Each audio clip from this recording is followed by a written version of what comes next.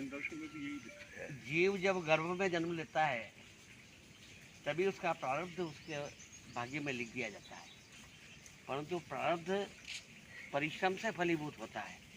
यदि प्रारब्ध में बहुत कुछ लिखा हुआ नहीं, यदि परिश्रम न करें तो वह आपको प्राप्त नहीं होगा।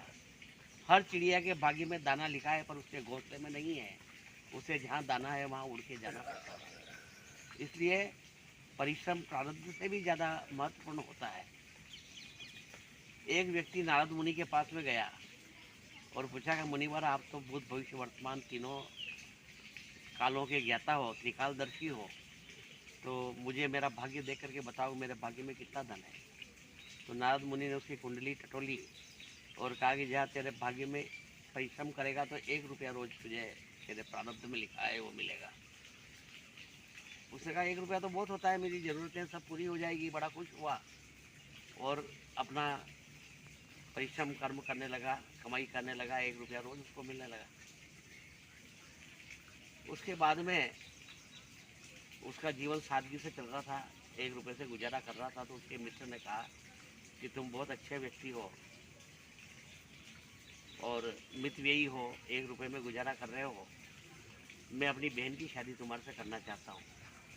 तो इस तरह से वाग्दान हो गया, सगाई हो गई।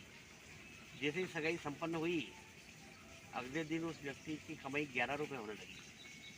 तो नारद मुनि के पास में पूछा कि आपने तो कहा था 1 रुपये ही मेरे प्रारब्ध में लिखा है, फिर 11 रुपये कैसे मिल रहा है। तो उसने कहा तुम्हारा कहीं कोई संबंध तय हुआ क्या कि हाँ मेरी सगाई कल हो गई, कि वो 10 रुपये तुम्हारी पत्नी के भाग्य के हैं, उसके प्रारब्ध में लिखे हैं, वो तुमको मिल रहे हैं, अब 11 रुपये हो गए। तुमने कहा कि अब 11 रुपये हो गए। तुमने कहा कि क्या करूँ, क्योंकि इन पैसों को इकट्ठा करो, तुम्हारी शादी में काम आएंगे। तो इस तरह से विवाह उसका धूमधाम से संपन्न हो गया। विवाह होने के बाद में जैसे ही उसकी पत्नी गर्भवती हुई, उसकी कमाई 31 रुपये होने लगी। तब फिर वो नारद मुनि के पास में गया कि आपने तो मेरे प्रारब्ध में 1 रुपया लिखा था, फिर मेरी पत्नी के 10 रुपये 11 आने लगे, तो अब 21 कैसे आ रहे हैं। तो क्या तुम्हारी पत्नी गर्भवती हो गई है और गर्भ में जो शिशु है उसके प्रारब्ध में 20 रुपये रोज लिखे हैं, तो वो भी तुम्हारे को मिल रहे हैं। तो इस प्रकार से उसकी कमाई 21 रुपये हो गई। तो मनुष्य ये सोचता है कि ये सब मैं कमा रहा हूँ, ये मेरे प्रारब्ध का नहीं, परंतु मनुष्य के प्रारब्ध में बहुत सारे प्रारब्ध जुड़े हुए हैं, बहुत सालों का भाग्य जुड़ा हुआ है, और वो सोचता है कि ये सब मेरे भाग्य का मिल रहा है।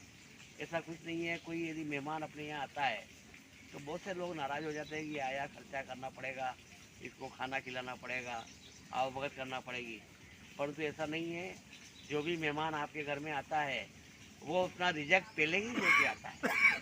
उसके नाम का भगवान आपके घर में पहले ही भेज देता है, और नहीं भेजता तो आप उसको खिलाते क्या, जब आया जब भी तो आपने दिया, तो उसके भाग्य का भगवान पहले ही आपके घर में भेज देता है। शुक्र कर अल्लाह का, रुस्वा न हो मेहमान से, रिजल्ट अपना खा रहा, तेरा तो दस्तरखान है। किंतु जो चटाई बिछाई हुई तेरी है, उसने जो भी खा रहा है अनाज, उसके रिजल्ट भाग्य का है, जो पहले से भगवान ने तेरी यहाँ भेज दिया है। तो हर आदमी का प्रारब्ध अपनी जगह है, परिश्रम अपनी जगह है, परंतु कर्म आदमी करता रहे तो उसका जीवन चलता रहेगा। और कभी भी यह अभिमान न करें कि ये जितना भी कमाया हुआ है सब मेरा है। बहुत सारे लोगों के प्रारब्ध का, बहुत सारे लोगों के भाग्य का, बहुत सारे लोगों का रिजल्ट आपको भगवान आपके माध्यम से देता है। तो आप उसका समान रूप से वितरण करें, उसका समायोजन करें, समाशोधन करें, और सभी को समान रूप से वितरण करें। यही आपके जीवन की सफलता का राह है।